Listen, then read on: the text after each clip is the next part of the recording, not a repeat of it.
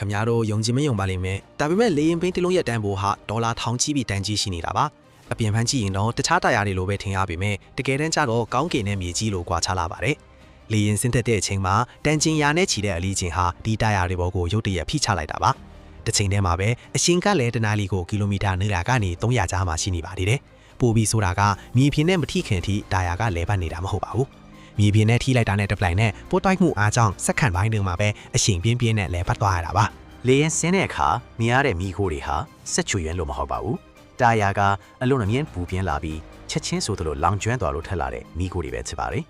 ဒီလိုပြင်းထန်တဲ့အခြေအနေတွေကိုခံနိုင်ရရှိဖို့အတွက်လေရင်တာယာတွေကိုကက်ဖလာလို့ခေါ်တဲ့အလုံးခိုင်ခန့်တဲ့ပစ္စည်းတွေနဲ့အားဖြည့်ပြုလုပ်ထားပြီးတော့ပြင်းထန်တဲ့စမ်းသပ်မှုတွေကိုလည်းအဆင့်ဆင့်ဖြတ်ချော်ထားရတာပါ